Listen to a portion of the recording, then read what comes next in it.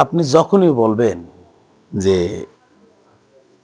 আপনার দলের মধ্যে ঢুকলে ইসলাম পরিপূর্ণ আছে, কিংবা এই দল বিজয় হইলে ইসলামের দল ক্ষমতায় যাইবে, এই কথা যখনই বলবেন, দেখবেন বাংলাদেশের বাংলাদেশের এই যে মানুষ যা দেখেন 92 আর 95 ভাগ মুসলমান কোন, এখান থেকে ঠাস করিয়া 6টা ভাগ হয়ে যাব। 6টা ভাগ হইয়া এখান থেকে মনে করেন একদল দরবারি, আর এক দল সরকারি, আর এক দল ভান্ডারি, আর এক দল সারসিনা, আর এক দল অমুক দল, এরকম ভাগ হয়ে যাইয়া যাইয়া সারসিনা আল্লাহরা কইব বলে, এই আমার মুরিদান যারা আছেন, আমরা কিন্তু রাজনীতি করি না, গদিভিত্তিক রাজনীতি আমরা করি না। তো হেইডু কইয়া আমা আলাইনা ইল্লাল বালাক কইয়া ব্যস্ত হয়ে দেবে।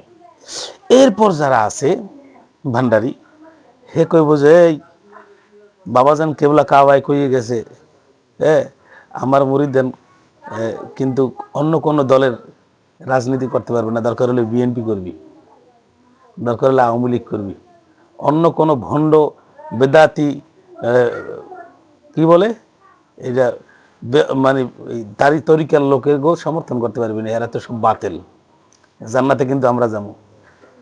এরপরে মনে করেন অন্যান্য যারা আছে এরকম এক একটা বুঝাইয়া দেখবেন এই যে হুজুরের ভোট থেকে কিন্তু মানে দূরে রাখবে, মাহরুম করবে।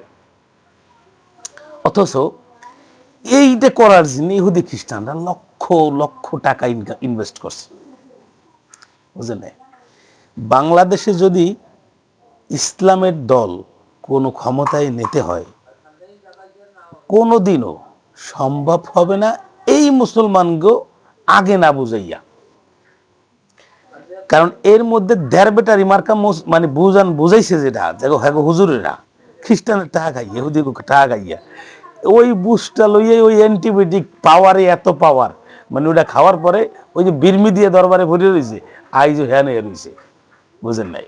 কোনোটা বুঝবে না কোনটা ভালো কোনটা মন্দ, এইটা বোঝার আর কোনো ক্ষমতা নাই। হ্যাঁ হুজুরে যা কইছে তাই ঠিক, হ্যাঁ দলের লোকে যাই কইছে তাই ঠিক, কোনটা ইসলাম আর কোনটা মুসলমান এটা বোঝে নাই। আর এমিয়া তুমি দেখবা এইটা যে সামান্য কোন সুন্নাতের খেলাফ তোমার হুজুর করছে, এটা হলো মাপকাঠি। তুমি দেখবা এটা সামান্য কোন ফরজ কোন ওয়াজিবের তরক তোমার হুজুর করছেনি, যদি না করে দেয় তাহলে তোমার হুজুরের মানতে আমারও কোনো সমস্যা নাই।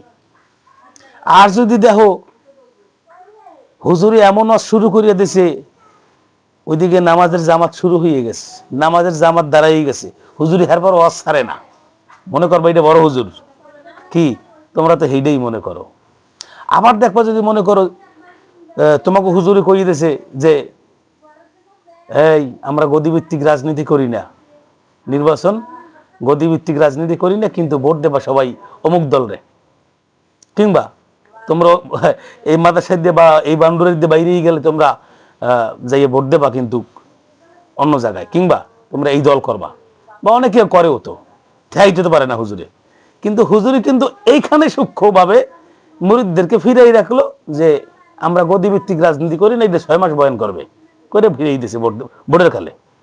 তো এই যে হোগামারাটা দেশের মধ্যে দিতে আছে এই হুজুরের গো, কিন্তু এটা কারা দেশে নিজেরাই। আজকে মসজিদে যাইয়া মনে করেন একজন সুদখোর দারাম করে কানের পর্দা বাসায় মারিয়ে দিল, কারে মারলো? ইমাম সাহেবের। তো এইটার দ্বারা প্রতিবাদ করতে পারবেন কোনোদিনও?